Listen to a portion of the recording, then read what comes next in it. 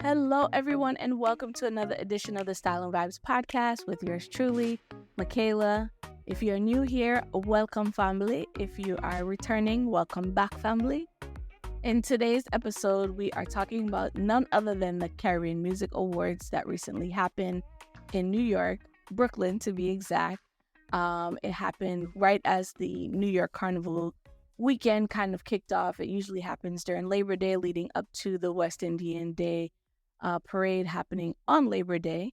The awards were presented by Caribbean Elite Magazine, among other sponsors, honoring Caribbean artists from reggae, dancehall, soca, compa, and a variety of music genres.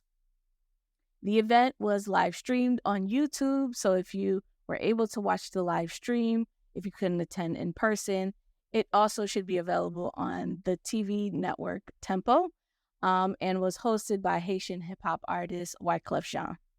Now, if you remember, we previously discussed Caribbean award shows and the need for them kind of after the Grammys happened.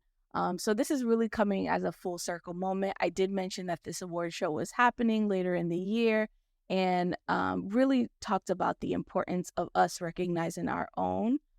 So if you haven't listened to that episode, I think you should listen to that one. I'll link it in the show notes. But in this episode, we're really just going to do a deep dive. And of course, I want to share all my opinions about the event's successes and opportunities for the future. They have already announced that the next one is going to happen at the same time next year. So if you're planning to attend, make sure you get your tickets and your outfit ready and all them things there. If not, I'm sure they'll probably have it streaming or on TV as well. So make sure you mark your calendars. So before we get into the show, I think we really have to talk about why Brooklyn and why at that time. As I mentioned, the West Indian Day parade in Brooklyn and all the festivities kind of leading up to that weekend, like New York and especially in the Northeast, is a really great time to celebrate Caribbean culture because you can be outside and outdoors. And this kind of really ends the year per se. And then it kind of starts with all of the different carnivals in the islands later on in the year, going into the new year. Miami Carnival, again, is in October. But this is really a good melting pot. I think Brooklyn in particular is really a mecca of all of the different Caribbean cultures because there are so many different people from different islands and different backgrounds and age ranges that really dig deep in celebrating Caribbean culture. So I think it was a really good location and it was a really good idea to tack on to all of the festivities around the West Indian Day Parade because it has all of the varieties of music. The artists are already in town, so it makes it easier for them to prioritize prior to getting into their performances that they have, that they're booked for.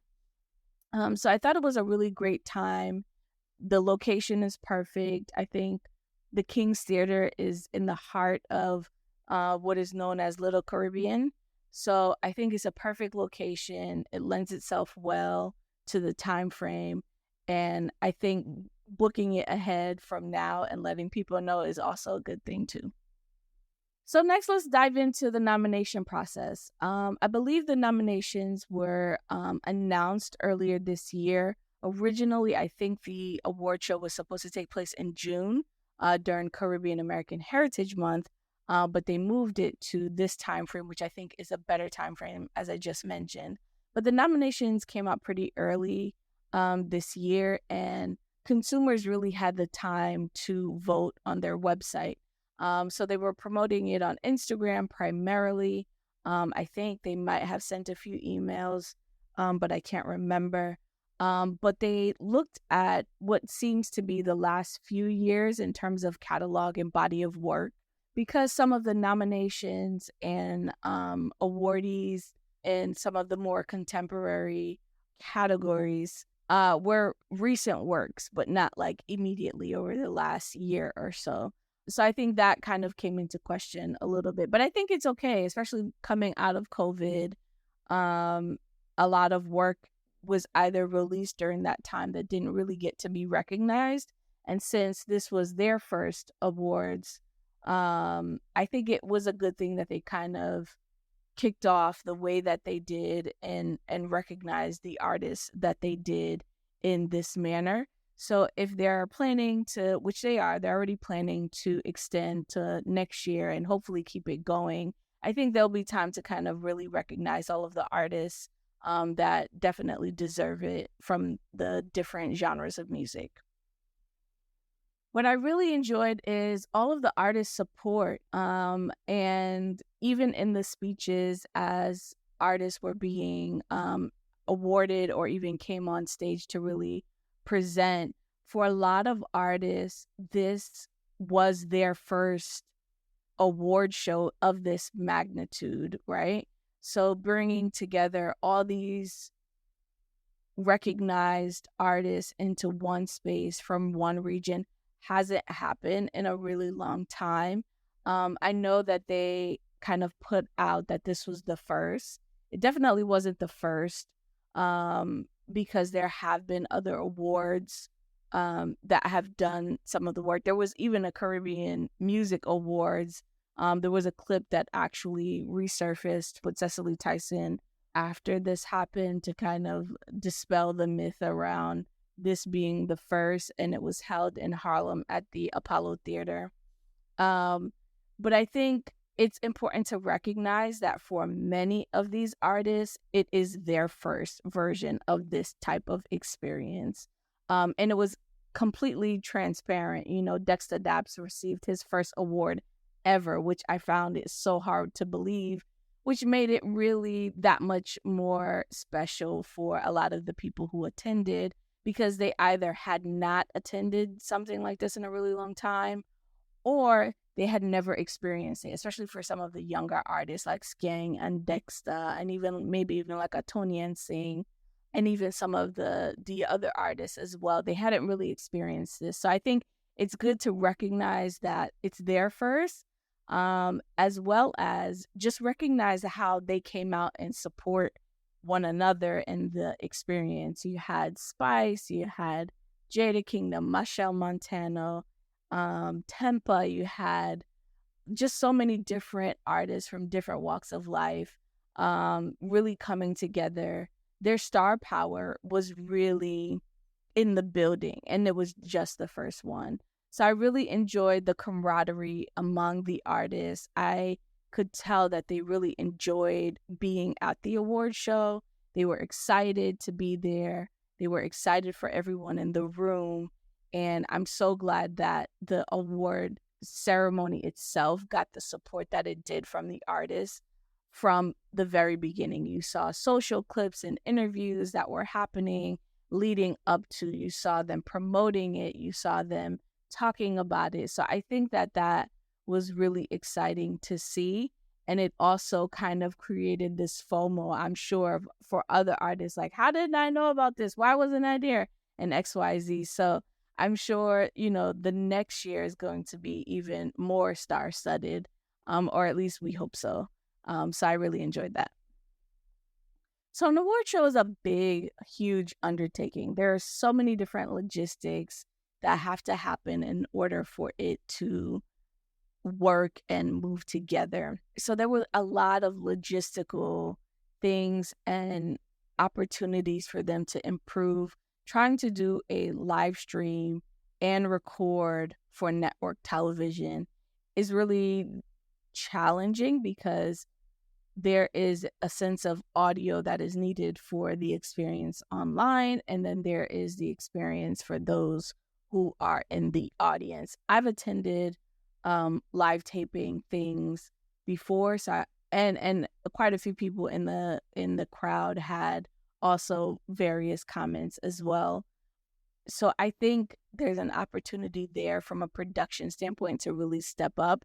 There were a lot of breaks in between each segment.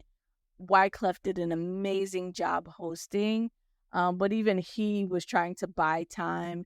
There were a lot of missed cues, which really made the award show much longer than it needed to be. There were a lot of missed cues. You couldn't hear some of the speakers. Some of the announcements didn't really happen. So the flow of it when you were there kind of felt a little disjointed. I rewatched some of the live stream. It felt a little bit better there, but I'm sure the experience live wasn't the best either. And with all the breaks that they had, you probably lost a few people and they were planning to go back. So I think there's a lot of opportunity from a production standpoint to get that right. I don't know how much pre-work really went into the staging and experience, but it clearly looked like they needed a little bit more practice. The artists weren't where they were supposed to be. They couldn't read the teleprompter quite right. And I know sometimes like these things happen. It's the first year, it's the first production, so we have to give grace. However, people are really going to be looking for an improvement from a production standpoint in the next award show. A huge opportunity to improve from a creative standpoint was adding a band. They really just had a DJ, and even the DJ could have been good, but there was just a disconnect between the music and the audience, I think, that was playing. So an awardee would win and their song wouldn't play, would play something from a completely different genre. So you had a soca award winner coming up to a reggae rhythm and vice versa. And they only had limited catalogs. So because they kept playing the same songs and the same rhythms in the background. And that really might have to do with licensing because they were streaming it on YouTube. It might have been a licensing issue where they could only play these few songs. But for the audience, there was so much time in between that we kind of got a bit disconnected from the content. And there were such large gaps. So I think on the live stream, they kind of paused and went to like a screen where it just showcased the Caribbean Music Award artwork with some music in the background. But for us there live, we were just kind of sitting and kind of wondering what was happening next. So really time and management of the segments really kind of took a damper on the experience in person. I definitely would have loved to hear and see more music genres from other parts of the Caribbean. One young lady, she mentioned bouillon music, but even like having a compa band there would have been exciting. And I think that they have the opportunity to expand within some of the other genres. But again, it's the first year, so I think we can give them grace in that respect. I think that the awardees for like the big awards were on point. So Beres Hammond got a Lifetime Achievement Award. Machel got an Impact Award. I think the awards and the tributes were really good. Beres's tribute was amazing. I think that was probably one of the standing ovation moments, along with Machel Montano finally really receiving the recognition that he deserved on this platform. I love that he brought his family with him to kind of really celebrate. I think that those moments are really good for us to see as the audience members and really highlight and award people for the great work in the catalog, because we're the only ones who are really going to do that. And for them, it felt special to be recognized by their own. I also really enjoyed the performances. The performances were really on point. I think that they had a lot of really good energy in the building and even on the stream, because every time someone performed, everybody was on their feet, kind of dancing, swaying, and enjoying the moment. So when the performances did happen, it really ignited the crowd in an electrifying way. And to see that come to life was just so beautiful. It really looked like a sea of, moving people dancing. It was so heartwarming to see all of those people really enjoying each other. And the artists were there enjoying themselves too. So I think that that's always exciting to see as well. Oh my gosh, Gang had so much energy. him look like a little spring, a spring up on stage everywhere.